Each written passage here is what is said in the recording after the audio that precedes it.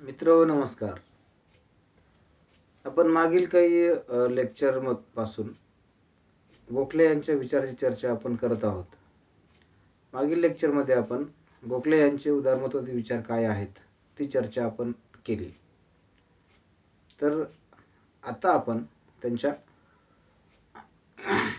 धर्म आणि राजकारणासंबंधी विचाराची चर्चा आता करायची आहे, किंवा त्याला राजकारणाचं आध्यात्मिकरण असंही म्हटलं जातं. आपण जेव्हा पाश्चिमात्य उदारमतवाद पाहतो आणि जेव्हा भारतीय उदारमतवाद पाहतो, विशेषतः गोखले, रानडे, आगरकर, दादाभाई नौरोजी या विचारवंतांचा जी भारतातली महत्त्वाची जी फळी आहे भारतीय उदारमतवादी विचारवंतांची, त्या फळीमधले गोखले हे महत्त्वपूर्ण आहेत. आणि गोखले यांचे विचार पाश्चिमात्य उदारमतवाद्यांपेक्षा वेगळे आहेत, कारण गोखले यांनी भारतीय परिस्थितीच्या अनुरूप आपल्याला आवश्यक असणाऱ्या उदारमतवादी विचाराची प्रासंगिकता किंवा आवश्यक असणारे उदारमतवादी विचार हे आत्मसात केलेले आपल्याला दिसतात. आणि त्या माध्यमातून भारतामध्ये सामाजिक सुधारणेला त्यांनी प्राधान्य दिलं किंवा प्रोत्साहन दिलेलं आपल्याला पाहायला मिळतं. उदारमतवादी विचारवंतामध्ये किंवा एक पाश्चिमात्य विचारवंतामध्ये साधारणतः मॅकियावेलीपासून धर्म आणि राजकारणाची फारकत ती पाहायला मिळते. आणि तीच फारकत सामाजिक करार सिद्धांतांनी, म्हणजे जो उदारमतवादाचा मुख्य जनक आहे जॉन लॉक या अभ्यासकांनी, धर्मनिरपेक्ष तत्व हे प्रतिपादन केलेलं दिसतं, जे आजच्या लोकशाहीमधला महत्त्वाचा एक घटक आहे. ज्याचं म्हणणं असं आहे की कुठल्याही राजकीय व्यवस्था, म्हणजे धर्मनिरपेक्ष राज्य कोणतं की ज्या राजकीय व्यवस्थेचा कुठलाही अधिकृत धर्म नसतो, त्याला आपण धर्मनिरपेक्ष तत्व असं म्हणतो. आणि हे उदारमतवादाचा एक महत्त्वाचा भाग आहे. परंतु गोखले यांच्या विचारामध्ये धर्म आणि राजकारण या गोष्टी त्यांनी फारकत केलेल्या नाहीत. त्या दोघांची सांगड कशी टाकता येईल, कशी घालता येईल, हा विचार त्यांच्या विचारामध्ये आपल्याला पाहायला मिळतो. म्हणून जरी उदारमतवादामध्ये धर्मनिरपेक्ष तत्वाला अधिक महत्त्व जरी देत असले, तरी गोखले मात्र भारतीय राजकारणामध्ये किंवा भारतीय राजकीय व्यवस्थेमध्ये धर्म आणि राजकारणाची फारकत न करता त्या दोघांची सांगड घालून धर्माला आणि राजकारणाला नैतिकतेशी जोडण्याचा एक प्रकारचा त्यांचा प्रयत्न आहे. आणि जसं ते धर्माने नैतिकता एक म्हणतात, तसंच ते राजकारण नैतिकता एक म्हणतात. म्हणून धर्माचा राजकारणाशी, समाजाशी, नैतिकतेशी जो असणारा संबंध आहे तो अतूट स्वरूपाचा असून तो एकमेकांमध्ये गुंतलेला आहे. आणि त्याची आपल्याला फारकत व्यक्तिगत आणि सामाजिक जीवनामध्ये करता येत नाही, अशा प्रकारचं प्रतिपादन गोखले यांच्या विचारात आपल्याला पाहायला मिळतं. जसं की आपण पाहतो, पाश्चिमात्य विचारवंतामध्ये प्लेटो आणि अरिस्टॉटल या अभ्यासकांनी धर्म नैतिकतेची फारकत केलेली दिसत नाही. उलट अरिस्टॉटलचं इथिक्स नावाचं पुस्तक आणि पॉलिटिक्स नावाचं पुस्तक, या दोन ग्रंथांच्या माध्यमातून ते व्यक्तीला अधिकाधिक नैतिकतेशी जोडण्याचा त्यांचा एक प्रयत्न होता. आणि तो प्रयत्न महत्त्वपूर्ण होता. आणि आज तागायत देखील जेव्हा आपण राजकीय तत्त्वज्ञानाची, राजकीय सिद्धांताची चर्चा करतो, तेव्हा आपल्याला धर्म आणि नैतिकता या दोन बाबी या तेव्हाच्या राजकारणामध्ये कशा महत्त्वपूर्ण होत्या याची अनेक वेळा उदाहरणे आपण सिद्धांतावरून आणि वर्तमान संकल्पनावरून आपल्याला समजून घेता येतात. म्हणून गोखले यांची ही संकल्पना प्लेटो आणि अरिस्टॉटलच्या नैतिकतेशी जोडणारी दिसते. मुळात ही संकल्पना पाश्चात्याशी जुळणारी नाही, तर मुळात ही संकल्पना भारतीय परंपरेतील जे धार्मिक तत्त्वज्ञान आहे हिंदू धर्माचं, अनेक संत परंपरा भारतामध्ये होऊन गेल्या, आजतागायत त्या टिकून आहेत, त्या परंपरामधून आलेला धर्म, त्या धर्मातली नैतिकता ही गोखले यांना महत्त्वाची वाटली.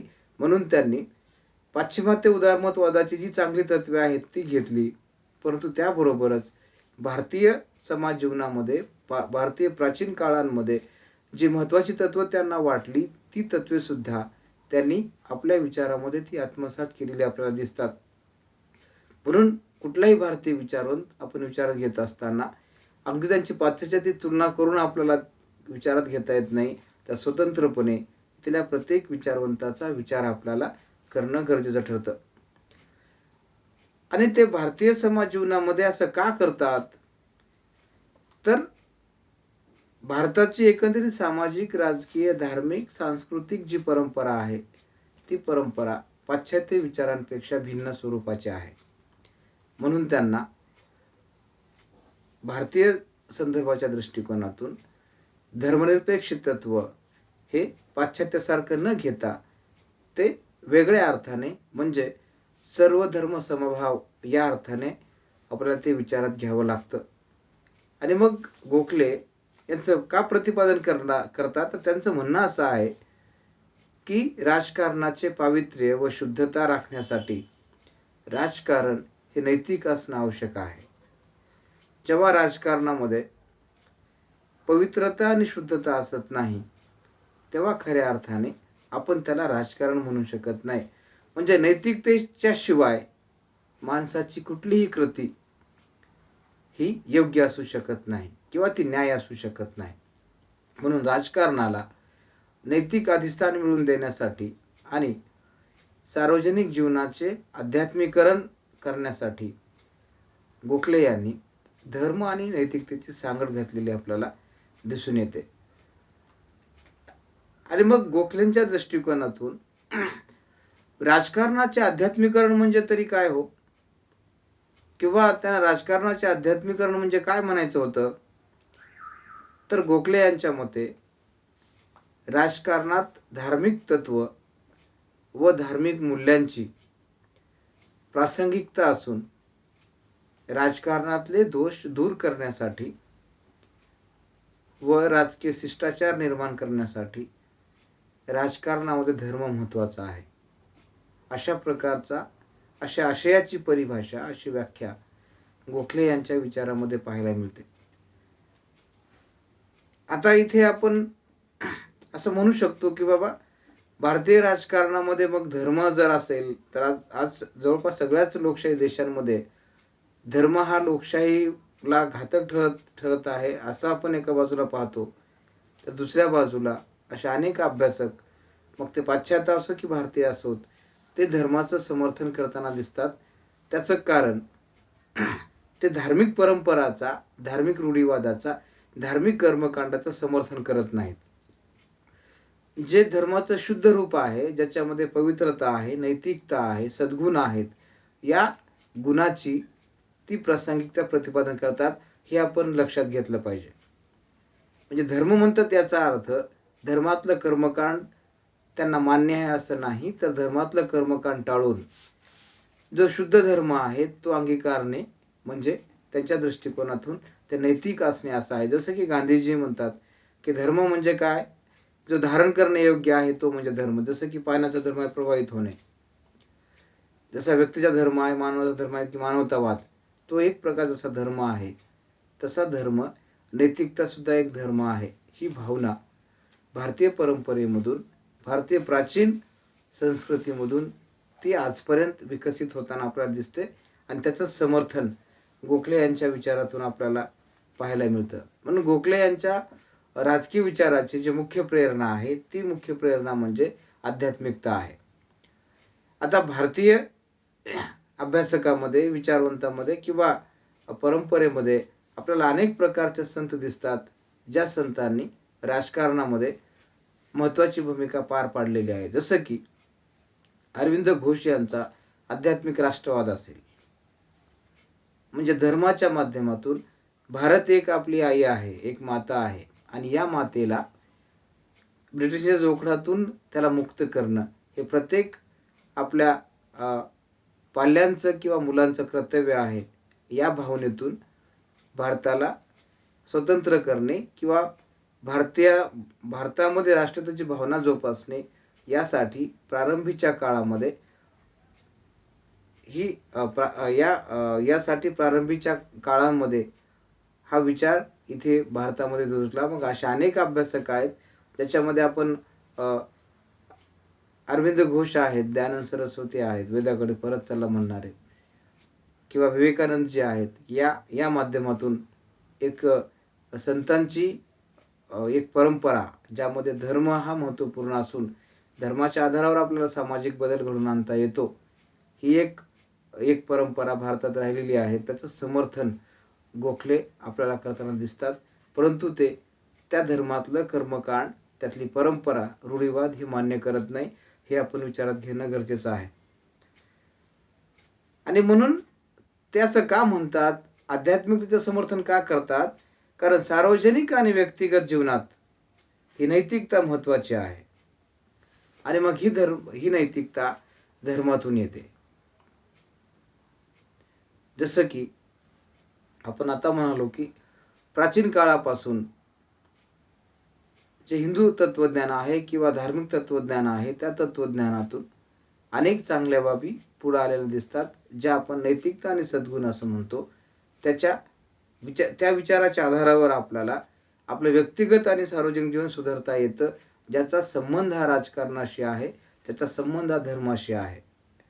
म्हणून धर्माचा उद्देश जे राजकारणातील अनिष्ट बाबी आहेत, दुष्ट प्रवृत्ती आहेत, या बाबींना दूर करण्यासाठी धर्म आणि राजकारणाची सांगड ही गोखले यांच्या विचारामध्ये पाहायला मिळते. त्याबरोबरच ते राजकारणामध्ये साध्य आणि साधन ह्या दोन्ही बाबीचे महत्त्व ते प्रतिपादन करतात. ते म्हणतात की साधनाची पवित्रता ही साध्याला पवित्र बनवण्याच्या दृष्टिकोनातून ती सर्वोच्च ठरते. म्हणून जर साधन चांगले नसतील, साधन नैतिक नसतील, साधन धार्मिक नसतील, साधनाचा हेतू जर चांगला नसेल, तर अनुचित मार्गाने प्राप्त करण्यात येणारा उद्देश हा दीर्घकाळ टिकणारा नसतो.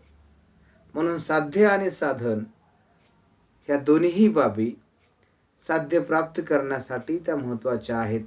आणि कुठल्याही परिस्थितीमध्ये व्यक्तींनी अनुचित साधनाचा वापर न करता आपल्या व्यक्तित्वाच्या बळावर आपली जी राजकीय कृती आहे, ती राजकीय कृती नैतिक ठेवणं गरजेचं आहे, किंवा आपल्या कृतीला नैतिक अधिष्ठान देणं गरजेचं आहे.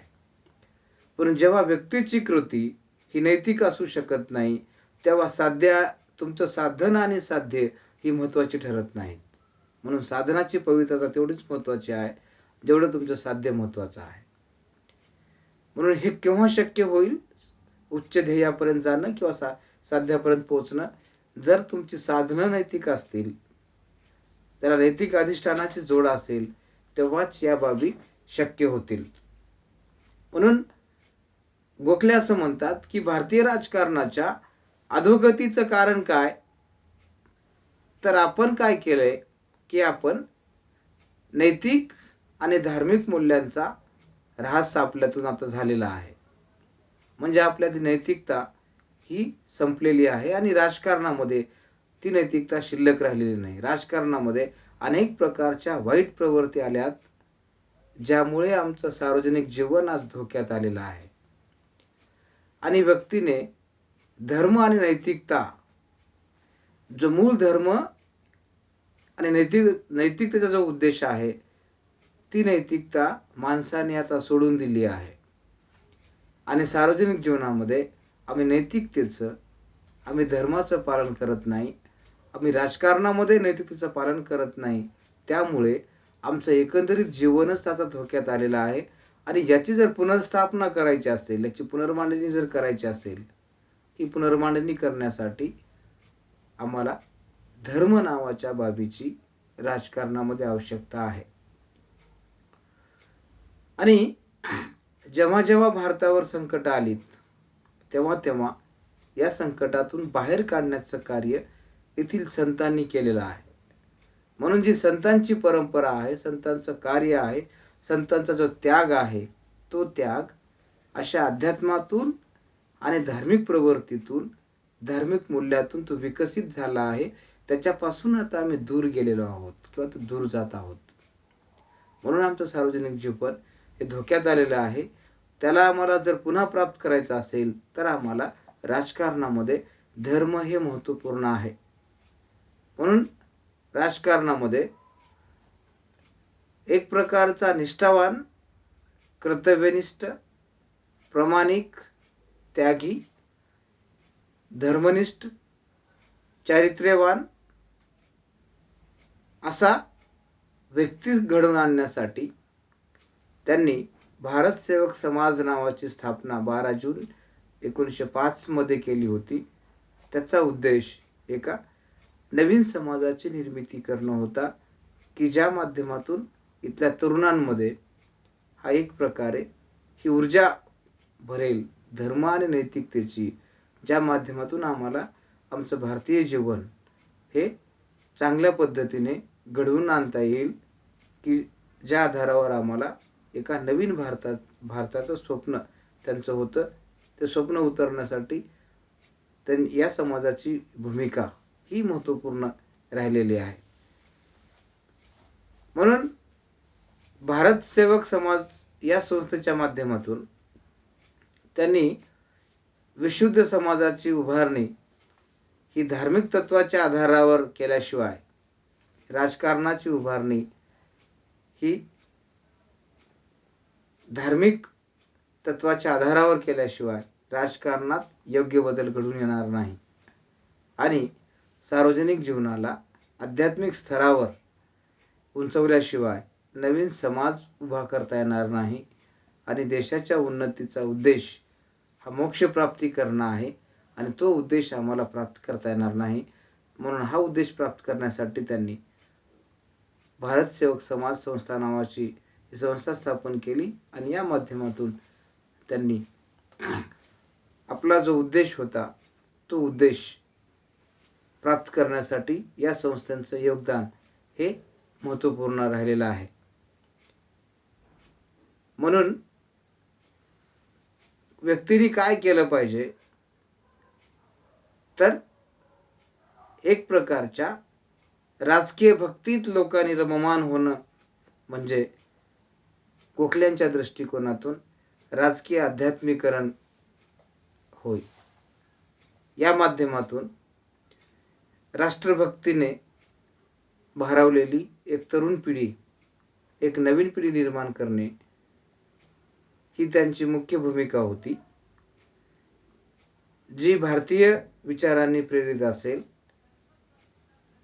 आणि त्यांचे मत असे होते की आम्हाला धार्मिक आणि आध्यात्मिक तत्वाच्या आधारावर आमच्यातली नैतिकता आम्हाला आता पुनर्जीवित करायची आहे आणि जी नैतिकता किंवा धार्मिक धार्मिक तत्व ही भारतीय समाज जीवनातून ती हळूहळू लोप पावलेली आहेत आणि त्याची प्रासंगिकता, त्याचं महत्त्व आम्हाला आज अधिक पद्धतीने जाणवतं. म्हणून आम्हाला या बाबीची प्रासंगिकता अधिक आहे. एका बाजूला गोखले भारतीय परंपरा, धर्म, अध्यात्म, नैतिकता, सद्गुण याचं समर्थन करतात. त्याचबरोबर ते ब्रिटिश शासनाची संवाद साधून ते स्वशासनाचा विचार देखील आपणास देतात. Self government, self rule. आणि ते जरी ब्रिटिशांचं समर्थन करत असले तरी ते ब्रिटिशांच्या कुठल्याही बाबीचं ते समर्थन डोळे झाकून त्यांनी केलेलं नाही. तर त्यांनी ब्रिटिशांचे साधर्म्य सांगून त्यांच्याशी संवाद साधून भारतामध्ये अपेक्षित बदल घडवून आणण्याचा एक त्यांचा प्रयत्न होता आणि तो प्रयत्न महत्त्वाचा ठरलेला आपल्याला दिसून येतो. गोखले यांनी तरुणांना देशसेवेकडे प्रेरित होण्यासाठी त्यांनी महत्त्वाचं कार्य केलं. ते म्हणतात की तरुणांनी देशसेवेकडे वळावे, राष्ट्रीयत्व त्याच्यात रुजावे, परंतु हे राष्ट्रीयत्व हिंसात्मक स्वरूपाचं नाही. हे राष्ट्रीयत्व एक सत्याग्रहीप्रमाणे आहे, ज्यामध्ये कुणाचा द्वेष, कुणाची हिंसा न करता आपल्याला हे राष्ट्रीयत्व जोपासता येतं, ही बाब यांनी पटवून दिली. पुढे महात्मा गांधीजींनी मांडलेली सत्याग्रहाची संकल्पना किंवा महात्मा गांधीजींचं राजकीय आध्यात्मिकरणाची संकल्पना जी अधिक व्यापक पद्धतीनं गांधीजींनी मांडली, त्या विचाराची मुख्य प्रेरणा गोखले यांच्या या विचारातून आपल्याला ती पाहायला मिळते. आणि म्हणून त्यांनी त्याग, बलिदान, उदात्त हेतू यासाठी तरुणांनी तत्पर असावे. आणि जोपर्यंत तिथला तरुण वर्ग हा राजकारणामध्ये येत नाही, त्यांच्यात नैतिकता, धर्म याची सांगड त्यांच्यात घातली जात नाही, तोपर्यंत भारतीय राजकारणामध्ये किंवा राजकारणातली दुष्टता, अनिष्ट प्रथा, वाईट प्रवृत्ती ही आपल्याला दूर करता येणार नाही. आणि म्हणून सार्वजनिक जीवन जर आपल्याला व्यवस्थित करायचं असेल तर आपल्याला अध्यात्माच्या माध्यमातून आणि धार्मिक तत्वाच्या माध्यमातून आपल्याला दूर करता येते. त्याबरोबरच या माध्यमातूनच धर्म आणि राजकारण याच्या समन्वयातूनच आपल्याला भारतीयांमध्ये एकता निर्माण करता येते. जी एकता हा व्यापक उद्देश घेऊन आपल्याला स्वतंत्र लढ्यासाठी त्याचा फार उपयोग होईल, या विचाराने राजकीय आध्यात्मिकरणाचा विचार गोखले यांनी मांडलेला आपल्याला दिसून येतो. म्हणून गोखले यांचे धर्म आणि राजकारण किंवा राजकारणाच्या आध्यात्मिकरणासंबंधीचे विचार थोडक्यात आपण चर्चा केलेली आहे. बाकीची चर्चा आपण पुढच्या लेक्चरमध्ये आपण करूयात. धन्यवाद.